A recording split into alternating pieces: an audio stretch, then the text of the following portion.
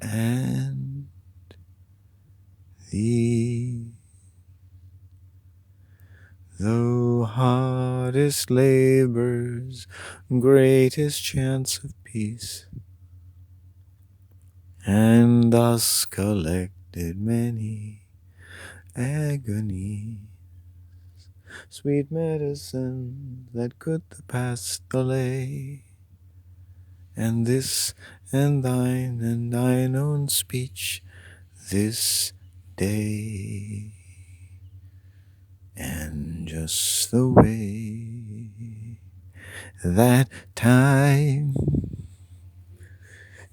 makes itself known to all, and love to thee, that love itself had waited as thou would, to make itself as soundly understood, that wound its way and saved itself from doom, that risked its very life to keep itself so safe and true, that when the world had need, it may consult a voice that had so long had need to make the world as sound as all the world had said, who made so many more the dead than any sound or sign should say to one or many with ears to hear, which should not be. Or we should not part our joys from our sorrows if we would part the lands of peace from the lands of war, would bring our sorrow to our joy, and know that people who bring war to us, who come in peace, will always be turned away.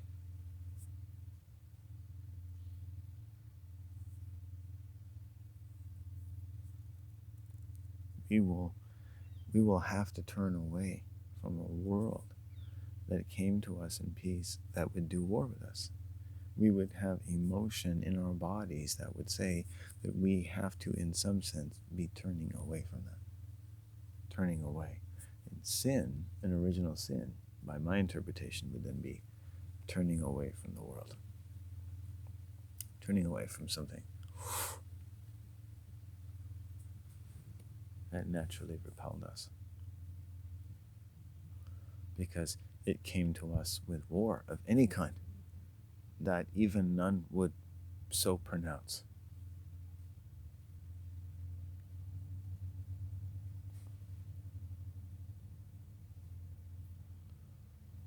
And always recruiting more silence from everyone, everywhere they go. We've recruited that silence from children, and from the grave, and from the womb, and from every place where no one knows for sure how you really felt. I find that incredible.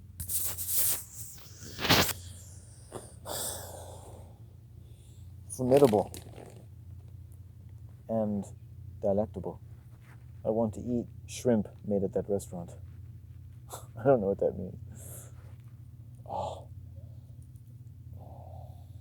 I still see that black, red woman walking with that staff where I saw the man holding it before. That's so cool.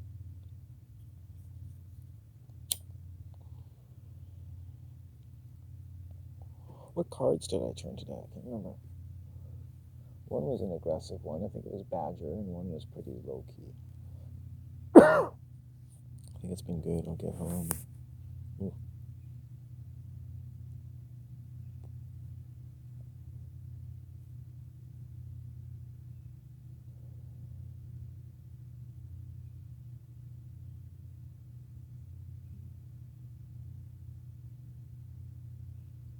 Oh, I gotta take a piss. Alright. Hey, Adrian. When I'm stoned, I sound like Sylvester Stallone. Yeah, that's right. It's like when I was in Rocky, I would sort of drop my jaw whenever I was talking.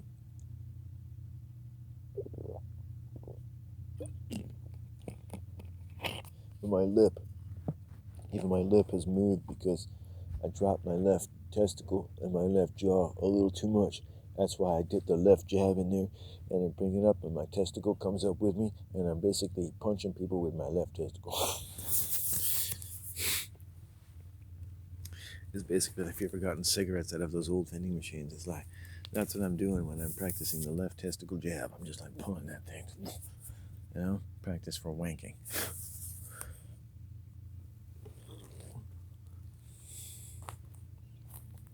Imagine if you wanked off and instead of cum, you could have a cigarette come out of your dick. It was just like, you'd be like 007, dun, dun, dun, dun, and a perfect Marlboro would come out of the head of your cock, and you're like, that feels good. But only one per wank. Otherwise, you might get addicted. It's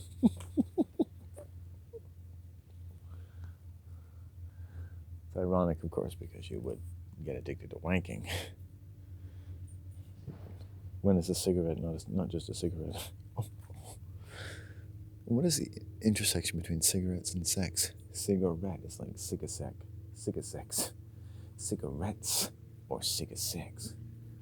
It's like my sexual orientation is cigasex. I don't have sex. I just smoke cigarettes and touch myself with my cigarette-stained fingers. You look at their pussy and it's like all yellow and green. It's like, shit, man. You've been smoking with your pussy? No, I just roll them with it. Oh, would you like one? I sure would. A roll will affect my deepest black South accent. Never smoked a cigarette rolled by a white woman's pussy.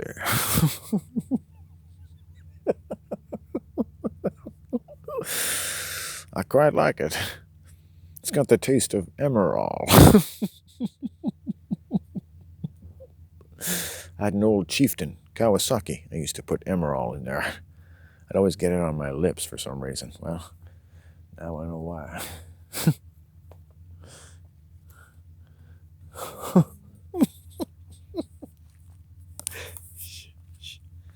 I've got to do nasty things with my ass somewhere.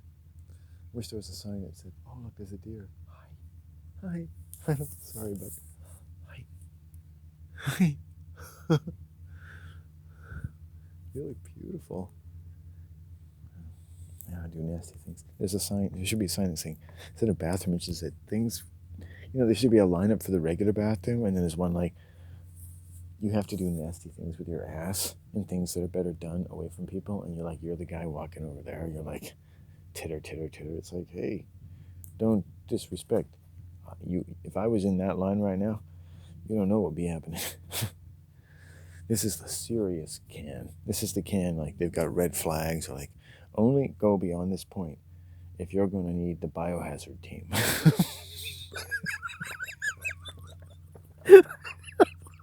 God, I almost grabbed myself. Sorry. I almost grabbed myself.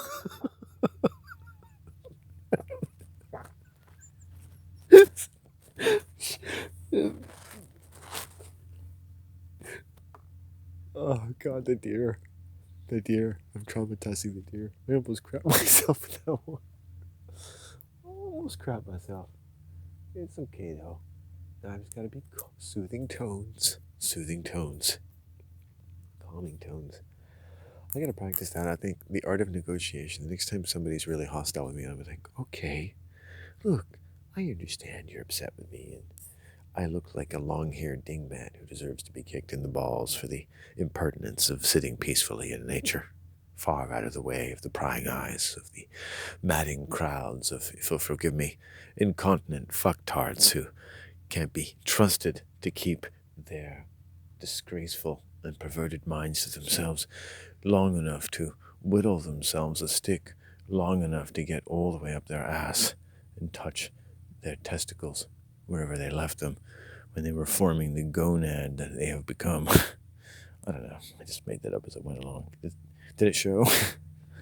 Like, what an amazing insult. You have completely de-escalated this conflict with the incredible wit which oozes out of you, dare I say, like manisol, solvent for men. You've dissolved the conflict, but you've also dissolved the operational use of each of our warp grid systems and or genitalia. Scotty and Geordie LaForge are going to be on it immediately, reestablishing the warp core. Damn it, Captain. Can you get this dingbat not to keep throwing the ship into high alert? Landon, I must talk to you in my ready room. Earl Grey tea, hot. Would you like anything?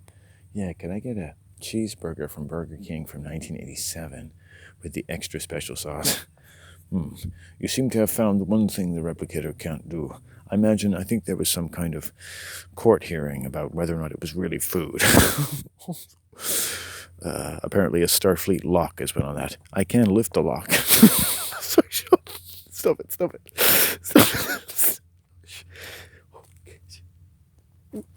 See, I almost shit my pants. I can't lift the lock, but that's going to mean risking all kinds of gastrointestinal problems that Starfleet will not take any responsibility. It's like, that's okay, Jean-Luc.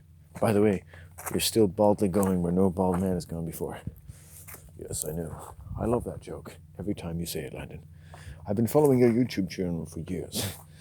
What, with Starfleet now automating even the bridge, I have nothing left to do but play with myself thinking about those years when Diana Troy was looking particularly fertile and ovulating on the set.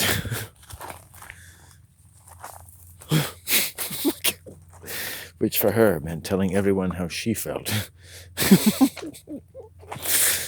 I think there's a few gaffers that have some bastard children.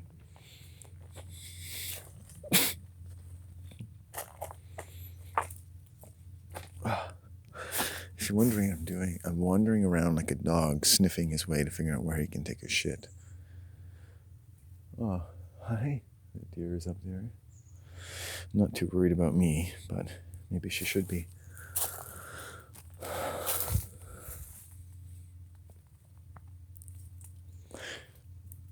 Oh. Someone's done a serious amount of logging around here. Wow. It's made things difficult for people like me to do the dirty things we do.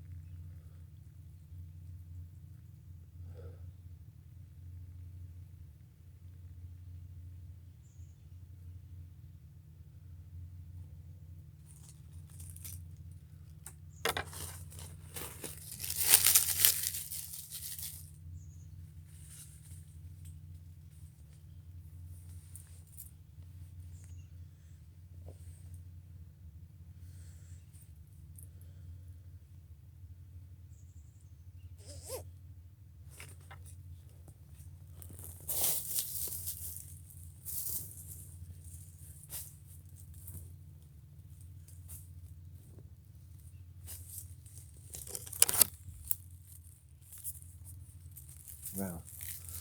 That is probably the most difficult thing I've done all day. Good job, Landon. Let's go for a little walk.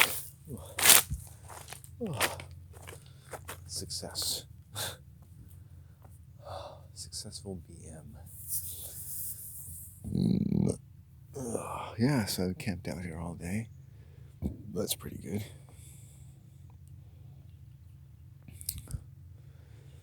I'm down to my last little stick of marijuana. Oh, I'm seeing the stones. That's good.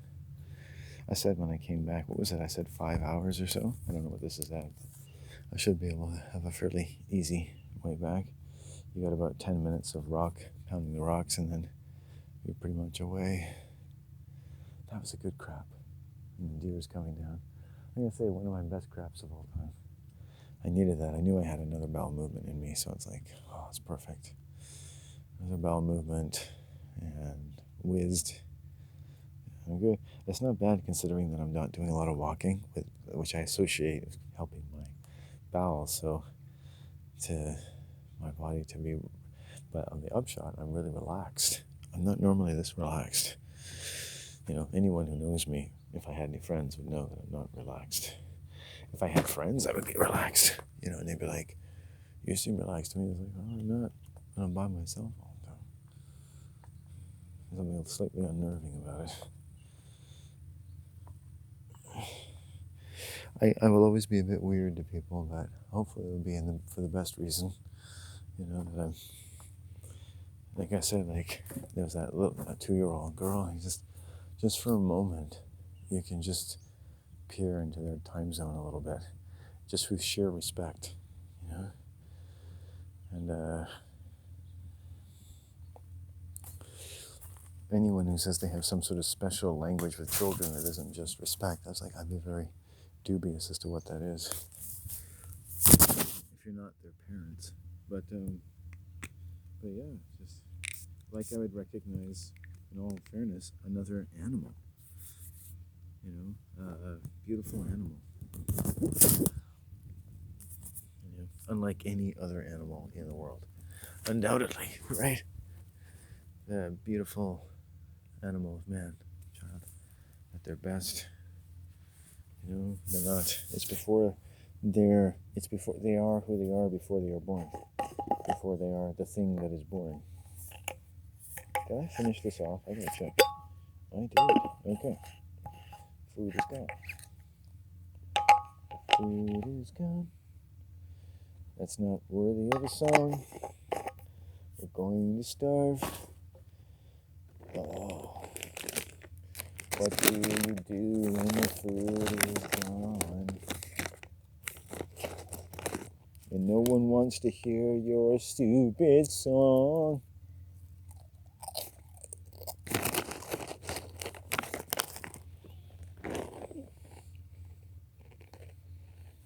You eat your chips, but you just don't care if anybody wants to brush your hair. These are the lyrics that changed a generation.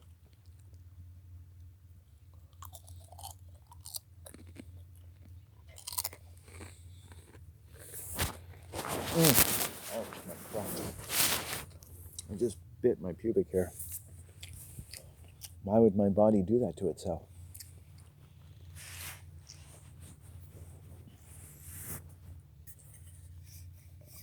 Hey, Mr. Meow Meow.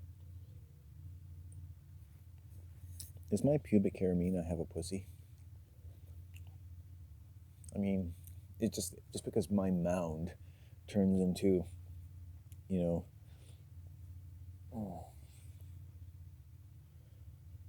some sort of obelisk, it doesn't mean it's not a pussy. It's just got a massive obelisk on my pussy. You know, if you take the obelisk away, I'm all pussy. I'm all pussy, motherfucker. It's like, there'll come a time when it'll be good to be all pussy. People are like, I'm all pussy. Oh yeah, all pussy, all the way. Oh yeah, can't believe there was ever a time when I wasn't all pussy.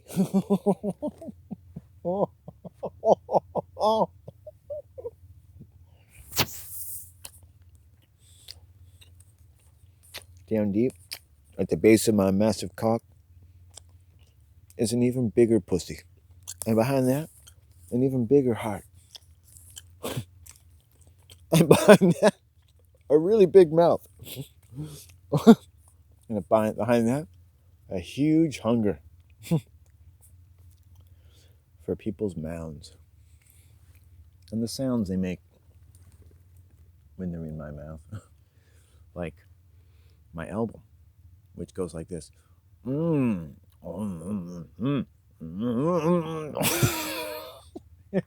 I actually marketed it under the Song of the Blue Whale, Humping. And it was like...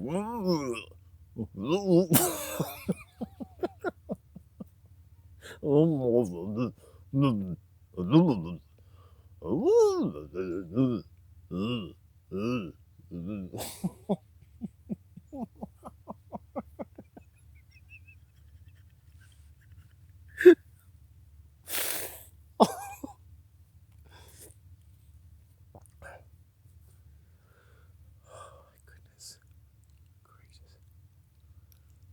Tide's not coming back in, is it? Oh my goodness. Maybe that's it for the day. Shit. Oh, I could be out of luck. I think it's coming back in again. It does that sometimes. It was a really low tide, so... Oh, and I've got mosquitoes coming, so I think I'm pretty much... Hey, Mr. Landman, you better go now. Doesn't really matter, I guess, if the tide's coming back in, but fuck.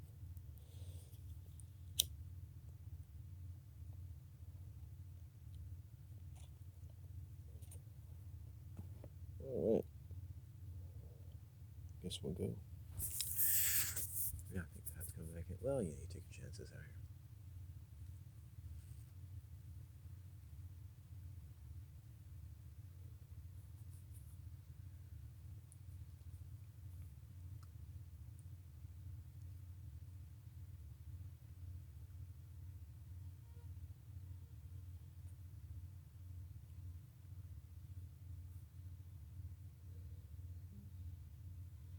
It's been a good day.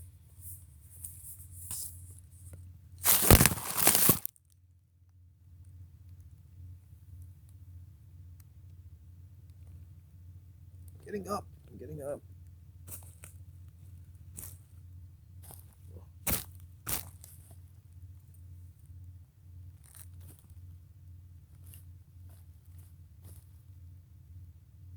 Looks like the magic flutes are going to come in handy.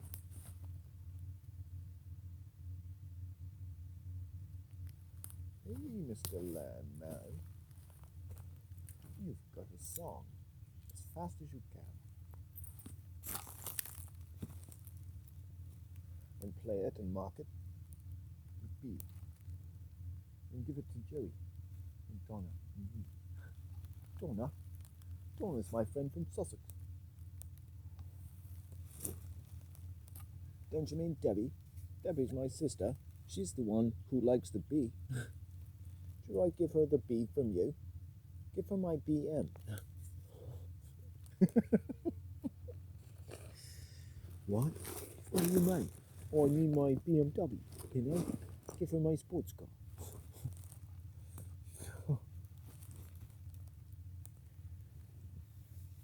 Because she's a bowel movement wannabe.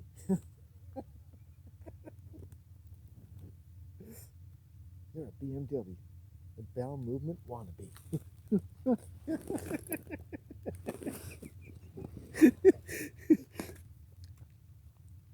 Oh.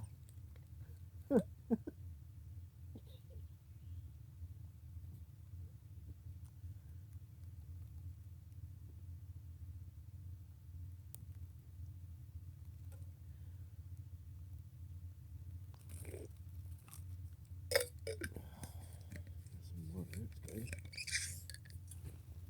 There we got the coffee.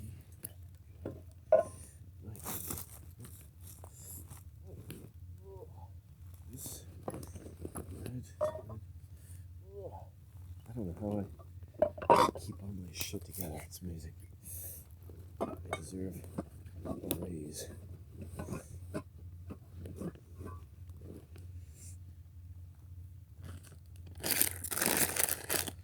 Hey, Mr. Landman. doing what you can. Do you know? Don't you know? You've got to go now, Mr. Lamb. What a creepy song. What? That is the creepiest fucking song ever. It's like a song from like some BBC children's show. Clap, clap your hands, as the candy man comes. Put you in his candy paddy wagon for children. Oh.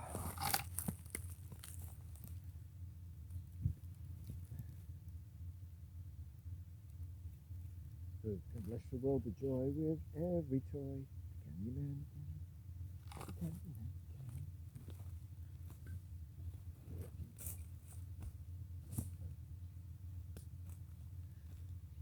can. Okay.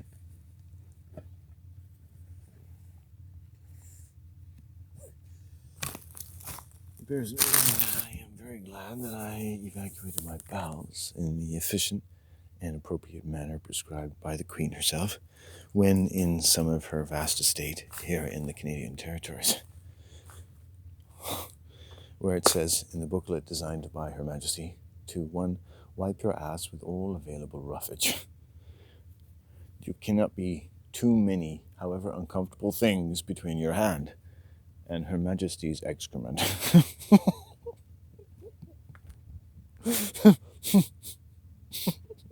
Which, as a general rule, is quite good.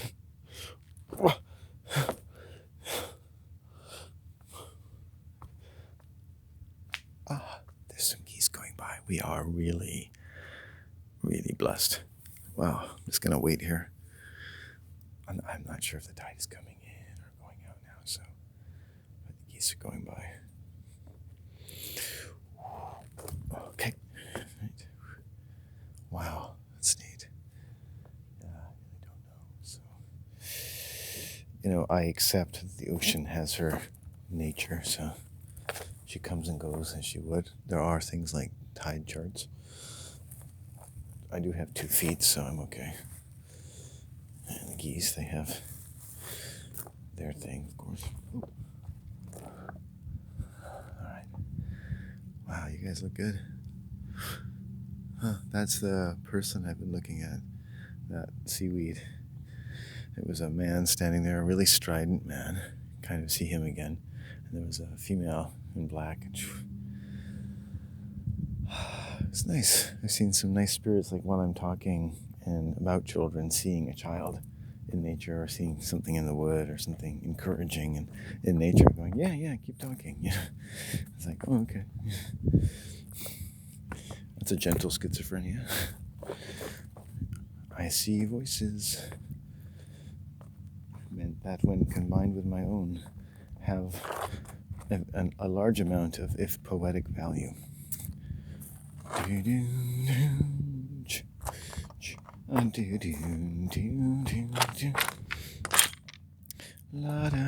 Like a lot of maybe oppressed, if not wonderfully oppressed people.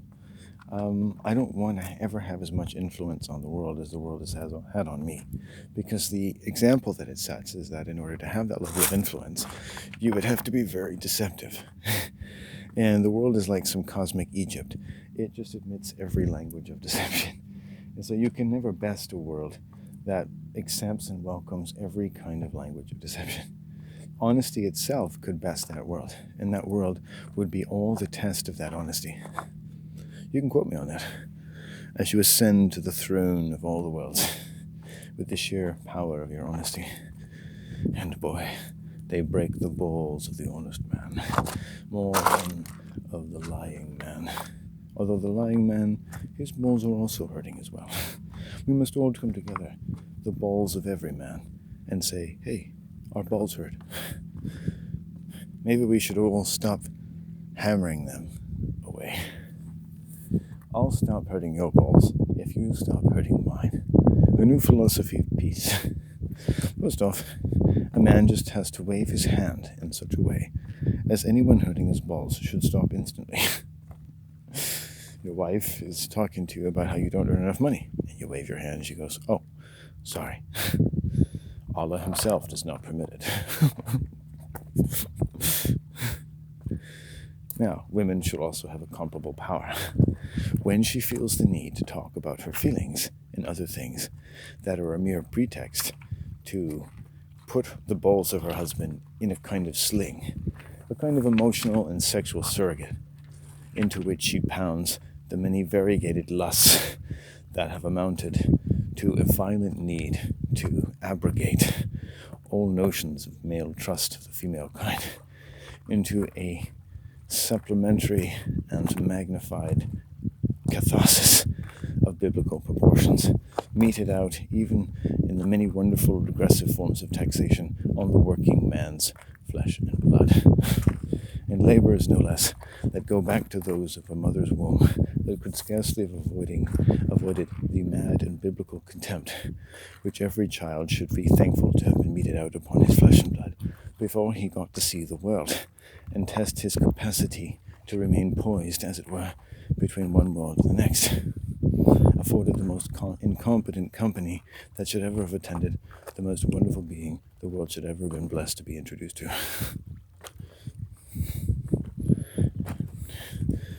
Dickens, take my balls out of your hands and stop tickling me.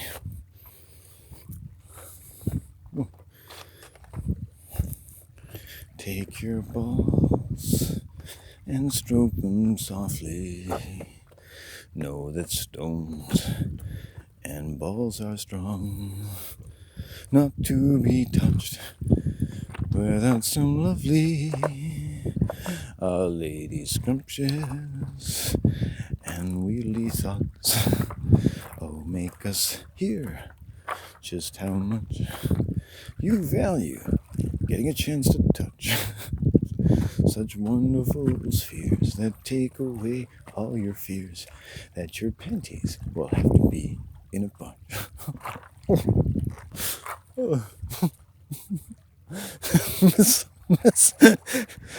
Misogynistic nursery rhymes. Oddly, not for women.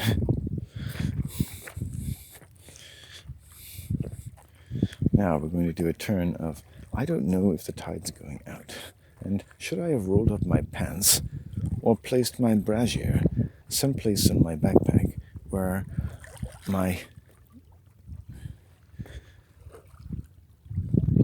guides cannot see them.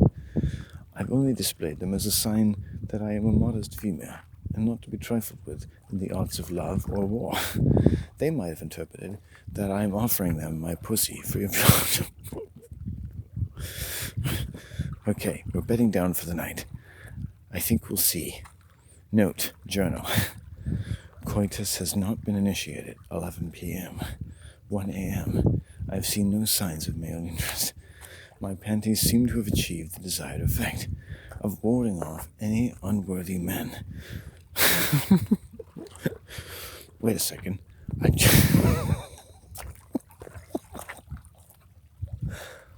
just noticed that my choice of panties was from the wrong part of my backpack. And it seems to have been the ones that took the worst part of that soiling when we saw the African giraffe pop out of the woods suddenly and scared me at an untimely moment.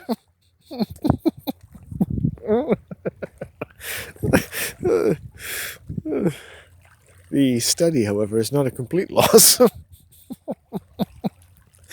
Because the shaman just came and asked for the dry excrement-encrusted panties in a ceremony to ward off the devil. In a ceremony to ward off the devils that have beset his people for many generations. For it is written in the prophetic books, which have been passed down for the many wonderful shamans of this tribe, that a white woman shall be so evil as to scare the devils from this place.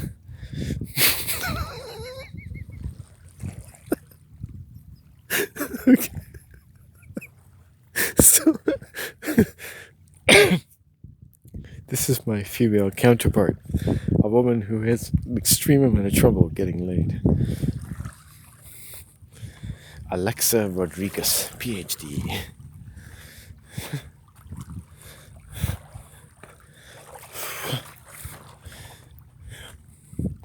Maybe the fact that I pick a unisexual name betrays my hidden homosexuality.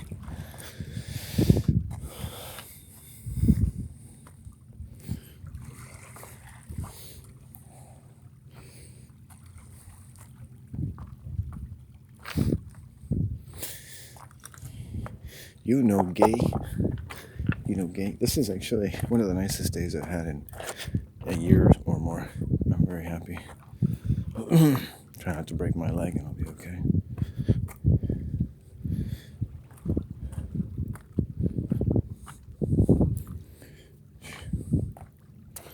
I couldn't tell you if the tide's coming in or out. It's very slow, whatever it's doing.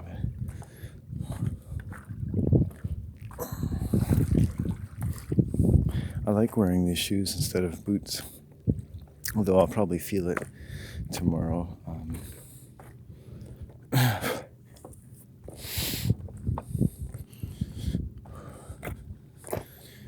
Warmed up nicely though. She warmed up nicely, and I knew why. I had her letter burned on my mind. My country kitchen and my dog named Shep. This woman's life had put me in debt.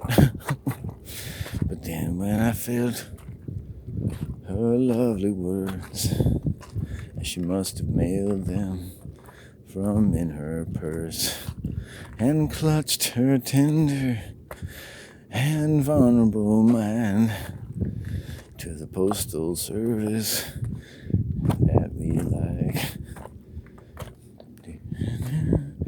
Did she sense the irony when she put it through that slot? Woo. That first night at the tractor pull, when I told her just what I wanted to do, when I got her home and drunk with a few of my homemade brew.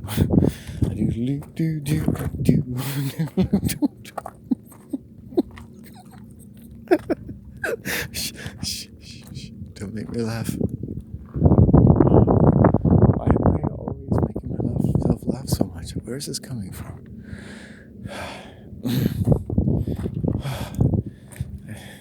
Yeah. Well, shouldn't the comedian in a sense humiliate themselves in some way? Confessing to some, in a nice way maybe, to some awful antisocial or tremendously neurotic sense of insufficiency, brought to bear as though 1/3 of a trifecta of ironic strands of intersection, nodes of poignant conflict and irrational illusions that are to be safely swept away by the ribald engines of relief.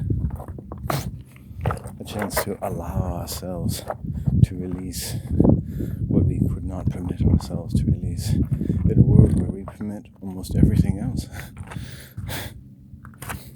And that's it. I mean, the world is so permissive, there becomes things that almost anyone can have trouble permitting themselves to release.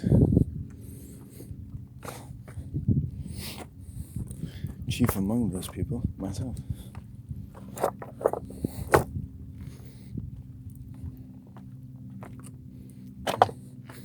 These stones minister to me. Every one of them, I feel something in their color.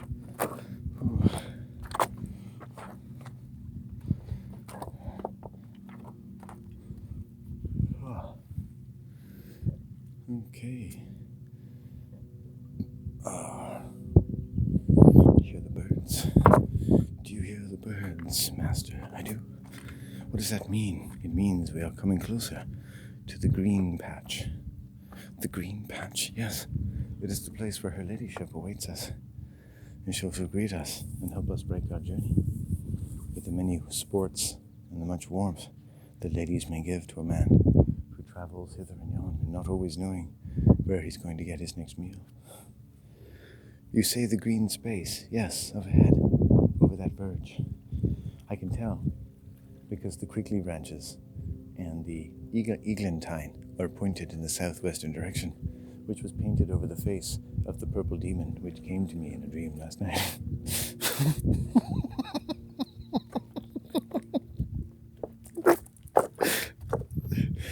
Oh.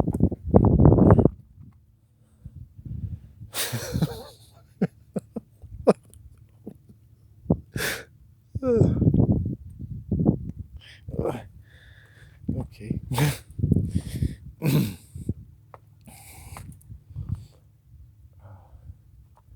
Very nice, Landon. Thank you for your report in English class. We need another. Someone has to have a chance to exhibit now. Who would like to do a haiku on frustrated young girls masturbating? Landon, yes. Quelle surprise.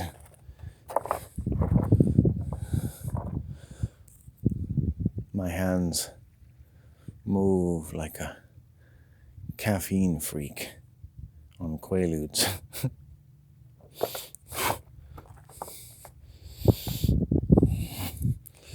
Nikon has yet invented anything that can vibrate as fast as my...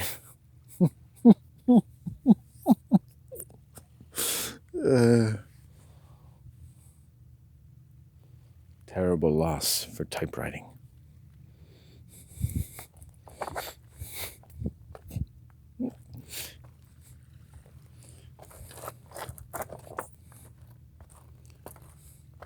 When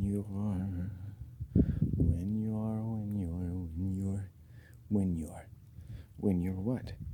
1 year from 1 year from 1 year to another. Boom, boom, boom, boom, boom, boom, boom, boom, boom, boom. Everybody has as much to lose as everybody else. Whew. And it is not yet lost. But that we can go another day. And one day at a time, we live long upon the earth. And it is with proud and smiling faces that the earth looks back at us from her many people of stone and wood and cloud and song of limb and limbs, of sound, of sun.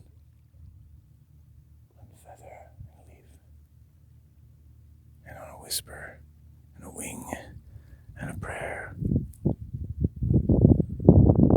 Something there, in the dark.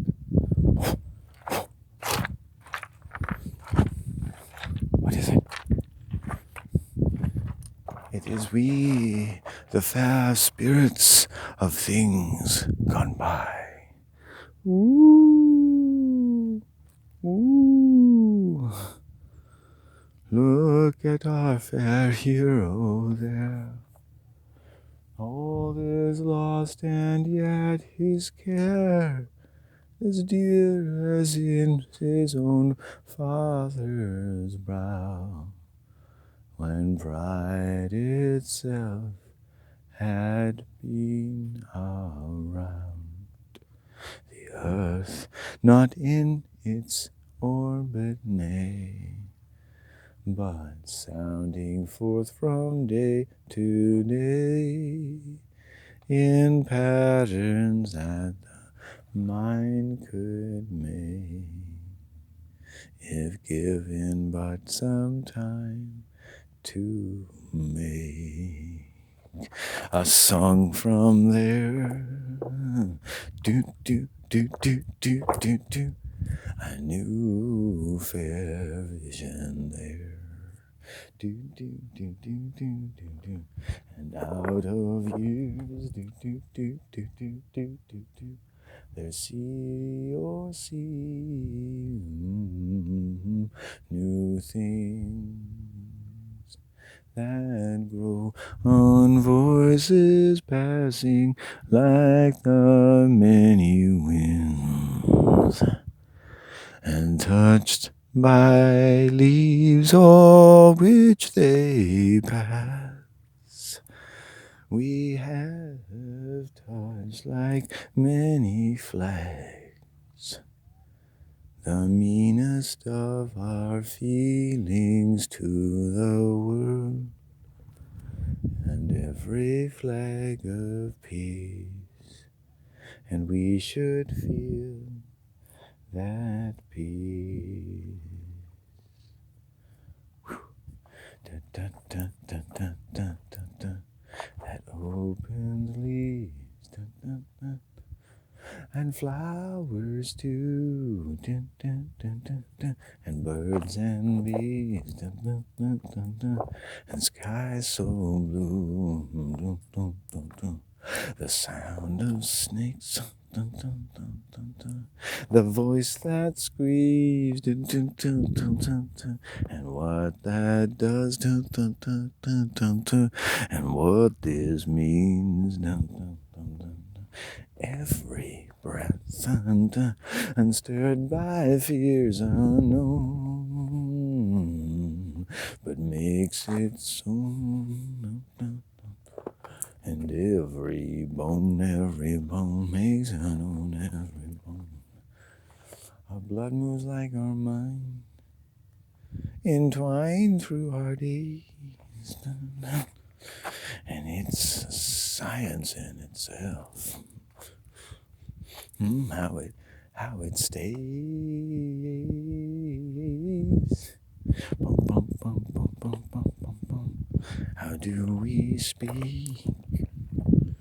One body to the next.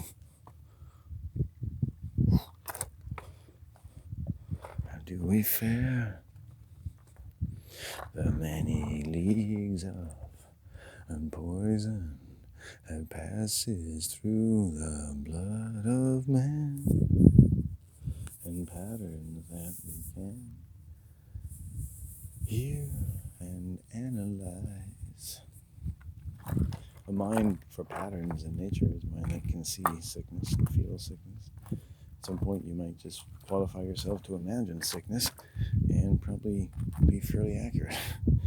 You could write a story, The Imagination of Sickness, as a part of your book of medicine, and all the sicknesses you imagine beset the human race, and why. And, I think that would be a fair tale to undertake. And isn't it not part of the occupation of every breathing spirit on the earth? Wouldn't it be a matter of great honor to undertake such an occupation?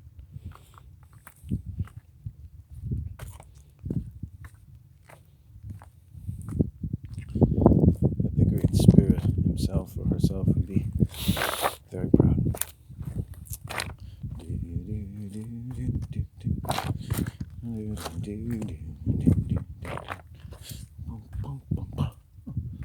I see a darkling child under the snow-driven land. I see a spring that must, and yet we dare not trust. The earth must tell us what she will, and we will wait and yet be filled with art. We made our world to hear the fathoms of our heart. Do do do do.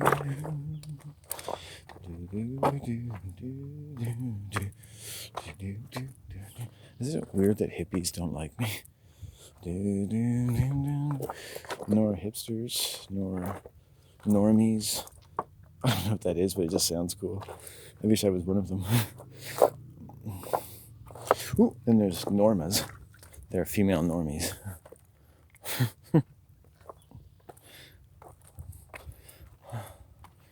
Looks like a crackhead scarecrow, motherfucker. Bring it together, bring it together. Everyone needs like a Samuel L. Jackson, wingman, and you're walking around one day and you're all stoned. You think, I think I'm gonna go hit on some next girl. And I was like, you're acting like a spaz and a crackhead, motherfucker. It's like, bring it together. It's like, okay, thanks, Sam.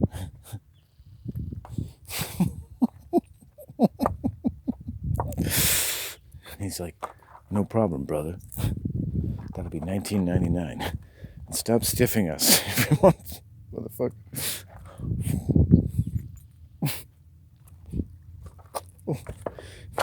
Of course, little do I know that all it has to do is repeat the same program, and it's always applicable. I can hardly blame them for trying.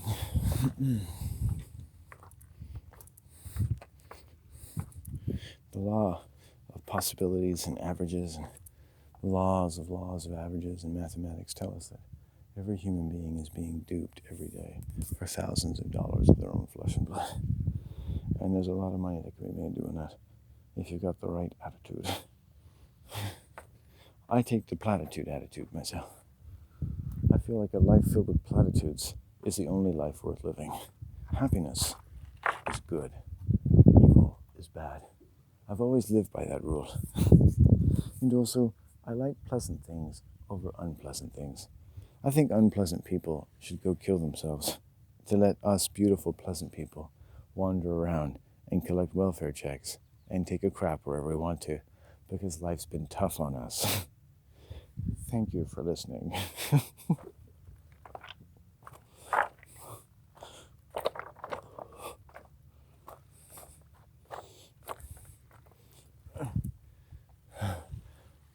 My life is like my genitalia. It's a show that won't be coming near you.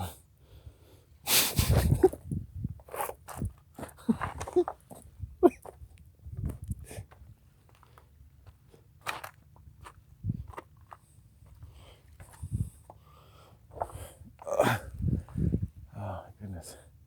Oh, my goodness gracious. I can hardly touch myself that I'm so happy. You can hardly touch yourself. You're so happy. You mean when you're happy, you find it harder to touch yourself. That's right. I become harder, but it is yet harder to touch myself. The harder I am, the more untouchable.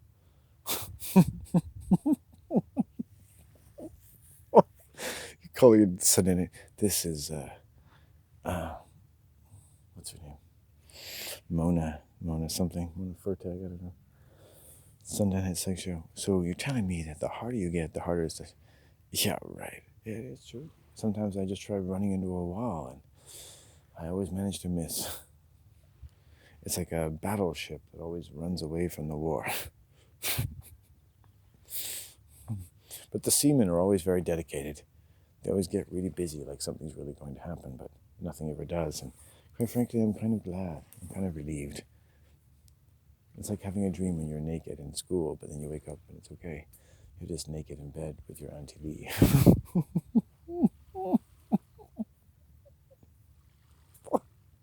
Sorry. I have a tremendous imagination when it comes to awful and disgusting things. Like eating your own excrement. That's the worst thing I can imagine, so I say it out loud, just to see what it sounds like. I feel like it's the closest thing to tasting what excrement must sound like on my lips. Talking about it in the most disgusting way possible. Eating excrement pudding with urine-soaked custard. And then moving it one place to the right. And then listening to the sound of chimes. And if it be but 7 tones, we move the bowl 7 times. And it's sort of like all rituals. Like no matter what you do, you're still going to end up eating shit. Hey, if the shoe fits. If there's shit on the shoe, you gotta tell people. You're like, hey, there's shit on that shoe. Don't shit on your shoe. Only Sean Connery can shit on a shoe. Because in that case, he's only sitting on a shoe. You know what I'm saying? It's all in the accent. If it was in court, Sean Connery would be like, I was not shitting on my shoe. I was shitting on my shoe. Okay, well, I think that clears that matter up. Thank you, Mr. Connery.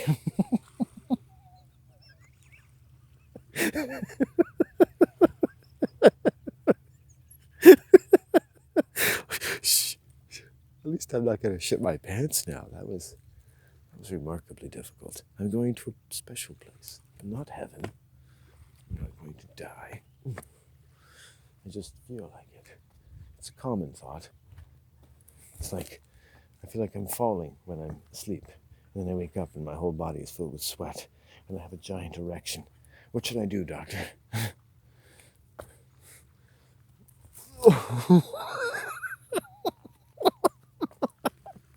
Stop. Shh. Stop it. You're going to hurt yourself. And then the psychiatrist will have the last laugh. Don't let them have that. Don't let them win. Don't let your invisible war with psychiatry become a reality.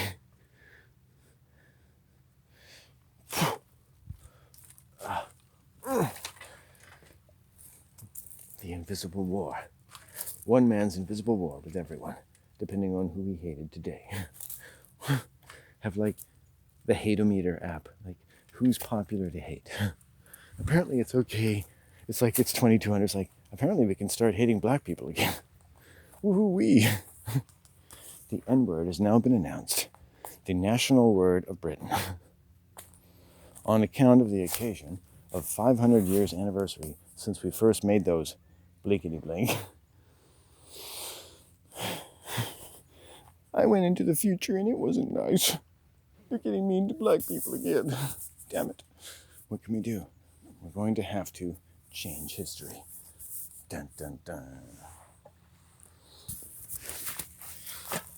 Oh God, I'm too happy. This is too much fun for a 48-year-old man. There must be something wrong with me. Yes, there is. Yes, I feel like David Caruso was like, Landon, this isn't a movie. This isn't a TV show. This is an intervention by a personality that exists somewhere in Hollywood. Landon, you have to stop. Really, you have to stop.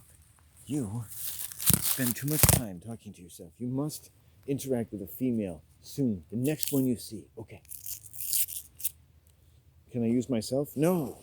It must be another female. But you're a man, for Christ's sake. Well, Mr. Caruso, I'm not sure if you're a man.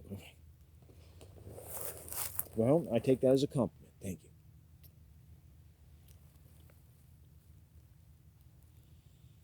This seems to be a case of confused identity. Dun dun dun. Am I a failed Canadian citizen, expatriate of Rochford, England? Am I an itinerant soul? Maybe it's the Twilight Zone. He is a man unto himself. He lives in a world of people and places, in a diasphoria of sexual dysphoria. And yet he removes himself, solitary as a prisoner in Fort Knox,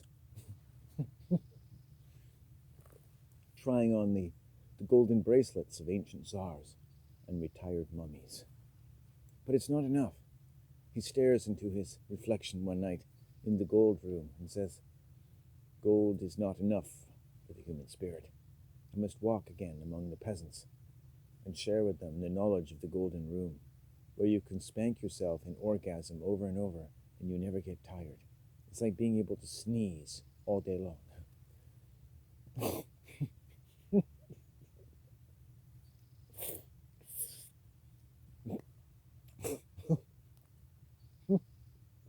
The thing is, if I enter your world, I'm going to have to get a gun and a license to use it frequently. Yes, ma'am. Yes, you're 5 cats, you say. Just a second, I have to pull off a few rounds. You're 3 cats. Anyway, please go on. I just had to blow my load. It's all right.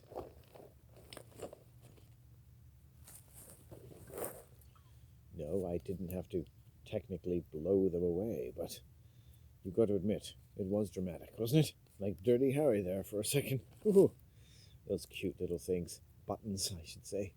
Well, at least there's more than one. You've got the memories of the others. Their spirits are dancing on the floor, happy to have been liberated by the despondent condition of being so appetizing a creature as to want being cut down to shreds by lethal volleys of lead from a gun in the hands of a man of no certain grip upon sanity, showing a frightful amount of self-awareness when it least matters. Dun dun dun.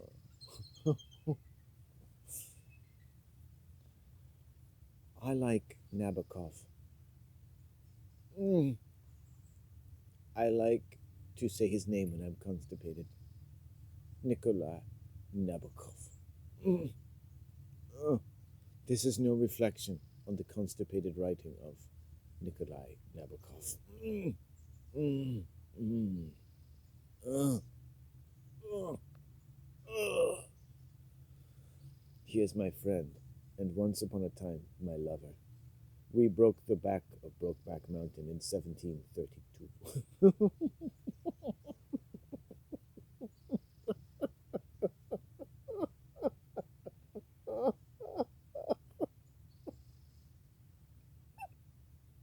Sorry. Stop. Stop. I'm sorry.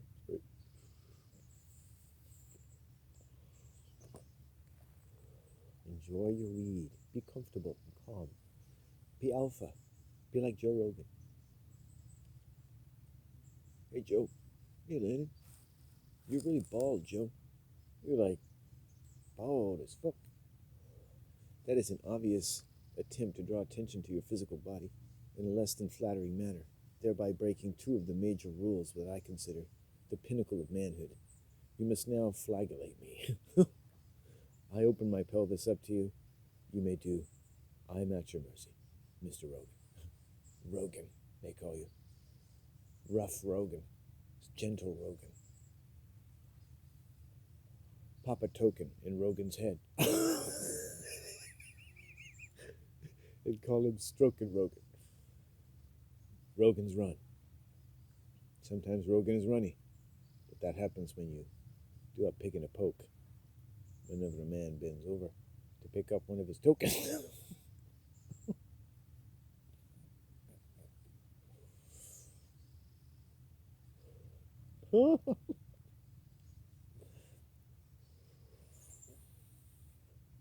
I like to do parodies of Joe Rogan or whatever because I hope one day that he'll scour the internet and find it and go, hey man, this guy's riffing pretty nice. Like, let's put a set of headphones on him and let's see if he can come into the studio and talk about manly things like when cigars aren't just cigars and stuff like that.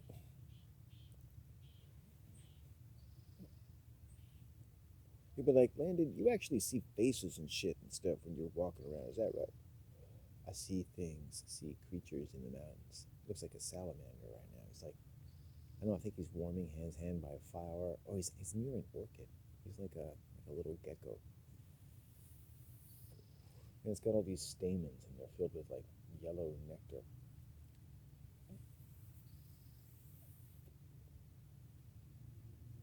Which reminds me of like, what's his name? John Stamos. Like, what if he was John Stamen and he had all this nectar in his stamen?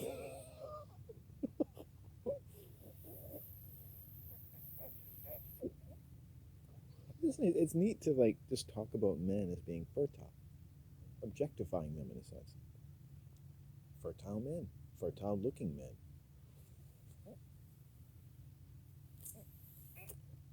I mean, did not John Stamos kind of make his career on looking eminently fuckable to men and women? I mean, this guy's gone all the way.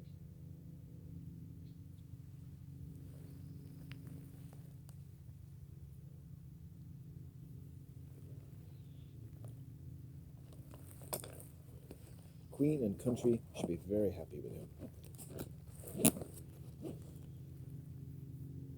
When it comes to sexuality, he has a full house. Anyway, I'm beautifully stoned. I'm here.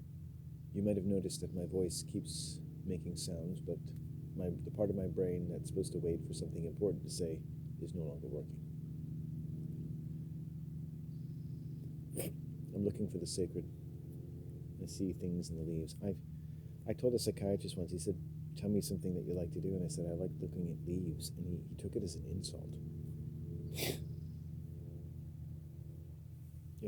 He knew exactly what I meant, and I'm telling you honestly that I live with a certain presence of mind. It makes a great many things of interest to me. What of it? You know, I gave him a haiku and he poured poison on my testicles. What kind of man does that? No man. He thus became another example of my father's hatred for me, emasculating me from a young age and subjecting me to incredibly humiliating treatment in front of the TV, where I'd normally enjoyed laying and zoning out to various episodes of Cheers and Days of Our Lives.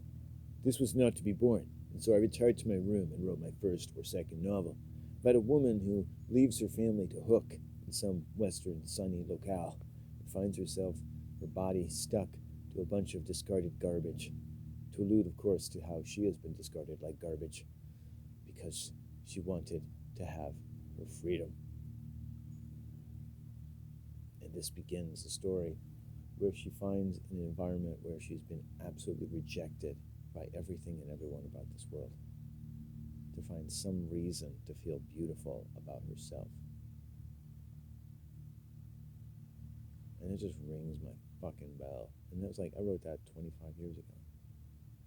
It just rings my bell, totally. Just from the sound of the door ringing when she comes into this certain shop that she goes to visit, and this character she talks to. I don't like to think of them as characters. I like to think of them as principles at work. Principles with words. And how what happened in the story began to resonate through my life. And the art which I owned, which had been sacred to me in its colors and hues, became a part of my life. And I took everything of the aesthetic that I'd ever formed with music or art. I just drew it all in every book that I wanted to read and everything that I could suck in about the world, until a still point, in a sense, where for now and then, or days here and there, I lived in a beautiful celestial sort of quiet from time to time that I called an ocean, where everything, including the noise of the traffic around me, just moved like peace through my body. It was nice. And what I was just doing in my mind is just trying to think of myself as something that was accepted and among the great throng of busyness around me. In other words, try to imagine myself as non-neurotic, strangely enough. And I was vaguely aware of this, but I mean, you're going to be this contemplative, you've got to sort of figure out what you're going to focus on, the experience or the analysis.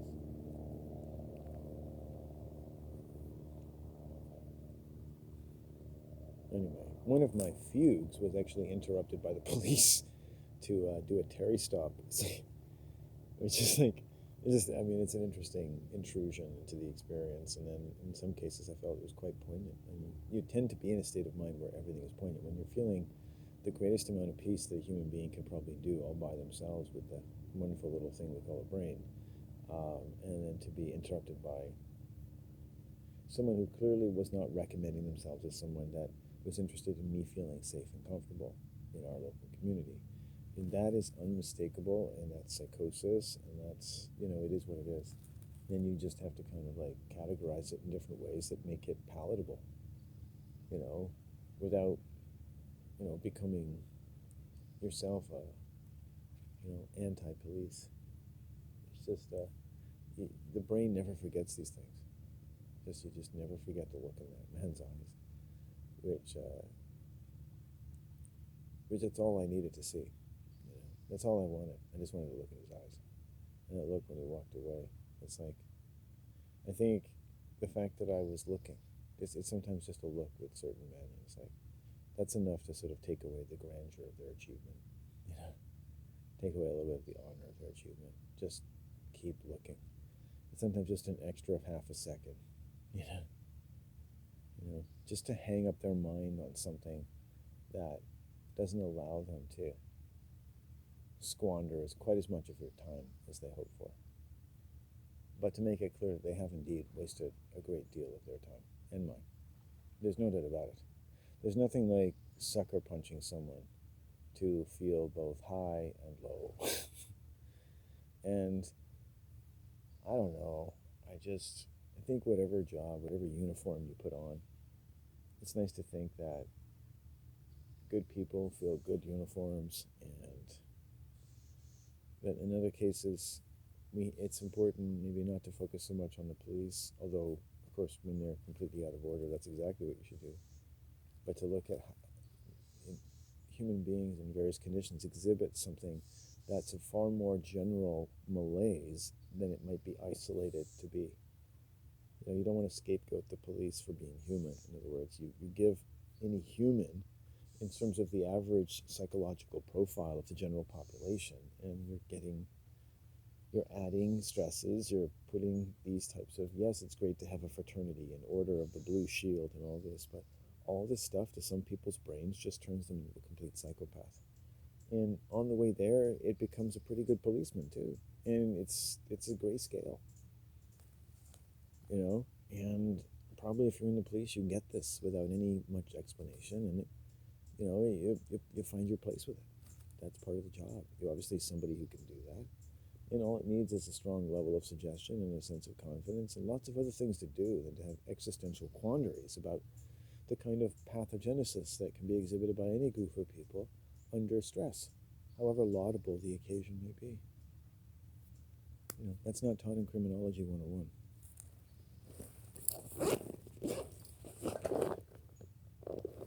And my point is not to be seen as saying that it should, but just that why would we expect it to be? That's the point. In all fairness to everyone, it's like you can spread it around. Like, how healthy do you want humans to be? You're not going to have a police force that's like uber healthy people watching around, de-escalating everything in every good way and keeping their teasers at their side and, leaving their gun and their taser back at the office, like, I'm not going to need this, guys. Let me start a new wave of, police citizen interaction. Let's leave the bat belts at home, the utility belts at home. Let's just walk around and just see how great a people we can be. Let's exhibit health and peace in a uniform. Let's say, hey, we don't mind sticking a sore thumb because we want you to see rightly focused upon us. We want to be virtuous enough that the natural environment creates a focus for us, that our shield becomes a place of focus for integrating energy. Oh my God.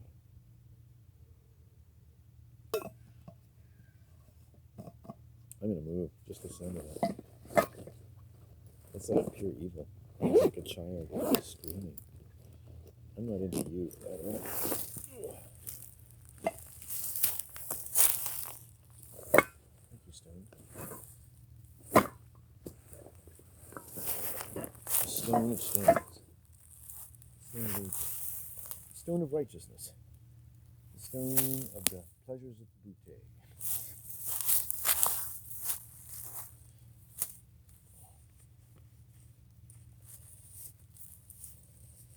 I hope I have neither bored nor led thee into a licentious abuse of your own good nature. No scandalous gambit or digression, but that rather we have moseyed and meandered around many oft-pilfered spaces, sanctuaries, tunnels and tunnels, where wash and backwash have communed in the great gunnels of the bark of love.